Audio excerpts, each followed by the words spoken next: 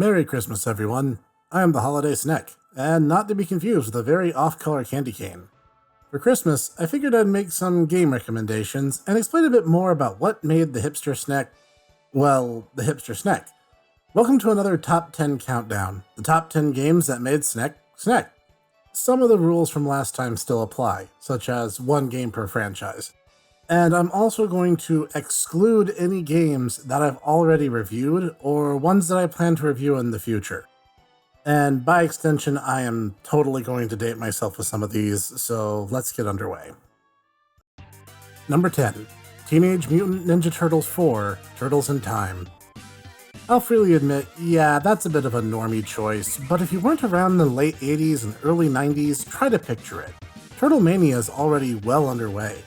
Every kid knows the Turtles, especially the 1987 animated series and the 1990 live-action film. And then comes this game, which sets the bar for beat-em-ups multiple times over. The arcade game was already an awesome 4-player action game, even if some of the bosses were quarter munchers, but I never really got the chance to play that version. What I had was the Super Nintendo port, which was also impressive in its own right, with new bonus levels and Mode 7 effects, but also introduced me to the wonderful world of couch co-op. And as a bit of a personal story, this is pretty much the only game up until the advent of Wii Fit that I could get my mom to play with me. So yeah, not only is this an amazing title that still holds up to this day, but it's a bit of a nostalgic soft spot for me. Fun fact, Turtles in Time was the first Konami-developed TMNT game to not use the 1987 theme song during the end credits. Instead, they actually used Pizza Power from the live music tour that the Turtles did in the mid-90s. And yes, for those of you who think I'm making something up, the Ninja Turtles had a live concert in the mid-90s. That's a real thing. Number 9. Mega Man X. While hardly the first platformer I ever played, it was a codifier for what a platform could be. Mega Man X was the first Mega Man game that I got to play at any real length, having never owned an NES. And it holds up to this day as an amazing piece of game design. And while some installments may not cut the mustard, the X series is still up and away my favorite Mega Man line. And while X8 may be my favorite of them, the influence the first game had on me is undeniable. It instilled in me my love of robots, dynamic level designs, and fun Easter egg hunting. The Mavericks are super cool, the weapons all have interesting and varied uses, and upgrading my armor felt good and was a logical through line for X becoming the hero who could topple Sigma. If you don't, you need to get a Mega Man X Legacy Collection and see for yourself just how awesome these games are. Oh, except X7, you can skip that one. Oh, and Capcom, Mega Man X Command Mission 2, when? Number 8. Final Fantasy VI. I mentioned briefly in the last countdown that this was the first RPG I ever played at any length, and man, did it broaden my horizons in the best way possible. This game forced me to learn strategy and patience, which are key elements for any game really, and above all else, about team building. A thing some people don't know about this game is you could even play the SNES version in a co-op mode if you had 2 or more people in the party from the options menu. More than that, the deep storytelling, the stark steampunk world, and the smartly written script and characters opened the door to my love of RPGs, which continues to this day. And yes, the SNES translation is better than the GBA one, fight me. As an aside, a really common joke that came from this era was kids in elementary school were trying to see if Mew really was under the truck, kids in middle school were trying to see if it was possible to save General Leo. Number 7. Earthbound, War Against Gaius. In order to maintain my hipster cred, yes, I did, in fact, play this game before it was cool. I played it back in the self-same year it first came to America. This cult classic has blown up in the era of the internet, and I feel that's simultaneously a good and bad thing. Earthbound showed me that RPGs don't need to take themselves super seriously to be immensely fun, and that sometimes a plotline is more of an excuse or a suggestion than a railroad that you need to follow to its end destination. With bizarre side quests involving a romance between sesame seeds lying in a vast desert, missing contact lenses which you can trade for a smelly sock, or even the main plotline and things like crazy cults obsessed with the color blue, you never know what's gonna come next. While Final Fantasy may have shown me what RPGs are, Earthbound showed me what a little dash of creativity, and solid writing can do to compensate for an antique engine. Oh, fun story. To this day, I still get the third degree from my parents about what exaggerated lengths they went to get this game for me for Christmas that year. It was apparently quite the undertaking. The first place I tried was a game rental store that we frequented, but due to a store policy, they couldn't actually sell a unit if it had been rented over a certain number of times. Yeah, like I said, this story's gonna date me a bit. As fate should have it, only 2 people were actually renting it over and over again. Me and my good buddy Cog, who at the time I hadn't even met yet. Talk about a small world.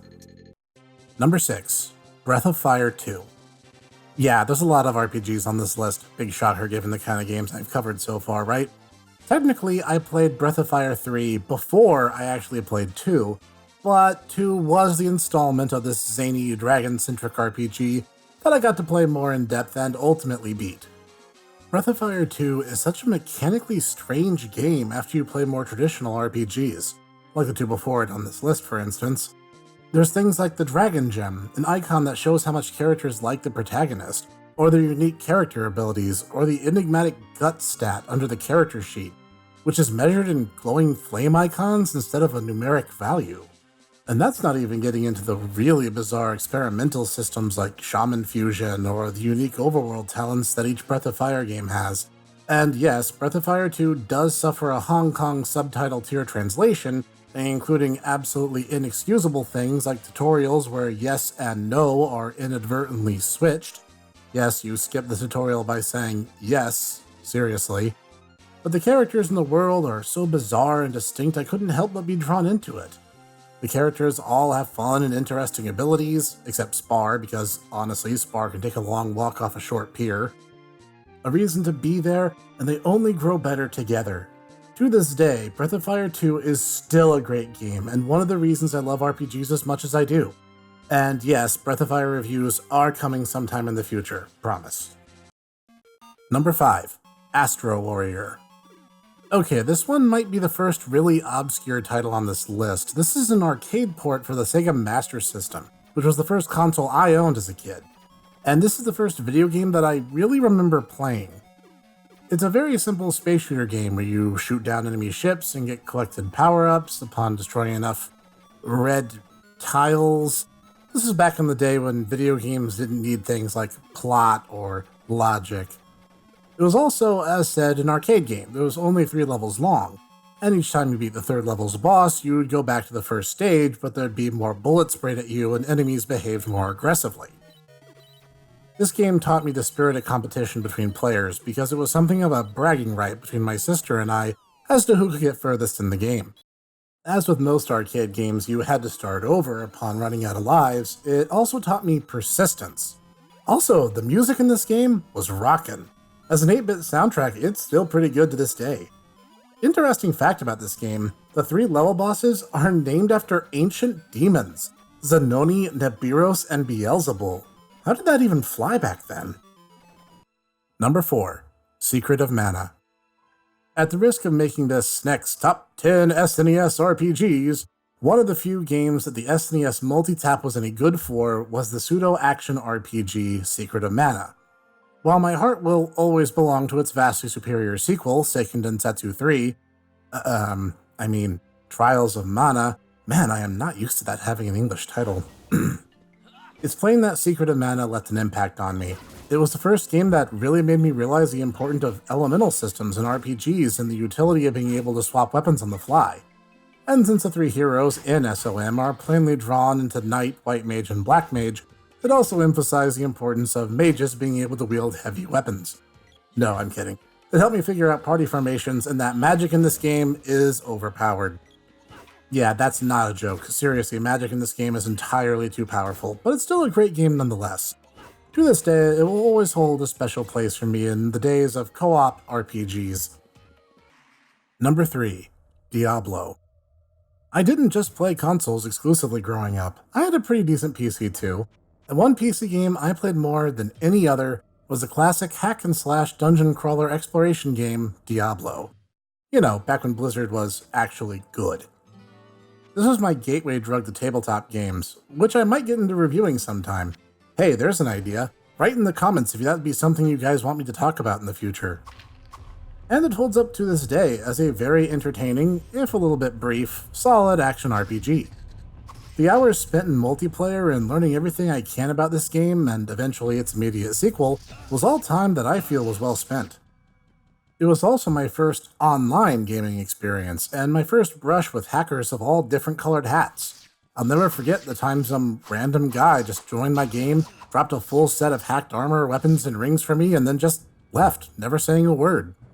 People who were active during that time know what I mean when I say the godly plate of the whale saved my bacon more than a small number of times. And then the worst thing happened. My mom accidentally threw away my CD code. Alas, that old CD is a drink coaster now for all the good it does me. Number 2. Castlevania, Aria of Sorrow. One of the most important things a gamer can learn is you're never too old to find something really amazing. And that was my feeling when I first played this storied series. Castlevania is truly a series worth playing. Not only was it my introduction to Metroidvania games in earnest, as I'm not really a fan of Metroid proper, it was also my first Castlevania, and the fact that the lead character is told the absolutely insane plotline that Dracula's castle is sealed in a solar eclipse, because of course it is, and that he's in danger of becoming Dracula for reasons. He just shrugs, accepts it at face value, and goes on his quest. He asks 0 questions and doesn't stand around talking about it ad nauseum. It's really cool that he's calm about the whole thing. And he's not just a cool-headed heroic type because of his words, but because of his actions. As an entry point into the series, it's a good one, strange as the story might sound on its face. As I said, it's never too late to find something new and branch out from there. Number 1. Pokemon Blue version. Yes, okay, this is a huge deduction to the hipster cred, but let me explain a bit. Normie choice that it might be, it's terrible even-numbered installments. Pokemon came right as I was moving into middle school, and with that transition came a lot of new things in my young life. The game taught me a lot about what I like in customization. I could pick any monsters I wanted and what their attacks were. And since it was about collecting and working together, the fact that the Pokemon fad was so explosive and widespread, it was easy to make friends using it as a social in. So for quite some time, a lot of my gaming experiences hinges on Pokemon and other monster games with the inevitable advents of Digimon and Monster Rancher. And I think I made my thoughts on Mon's games quite clear by now. So regardless of its current, unfortunate condition, Pokemon's first generation was a huge factor in shaping my tastes in games now even that I'm grown up. And I wouldn't trade any one of these 10 games for anything in the world. And those are my top 10 games that made me the Hipster Snek. I hope these titles not only explain a bit about how I am today, but that if you've never played some among them, that it gives you the opportunity to try them for yourself.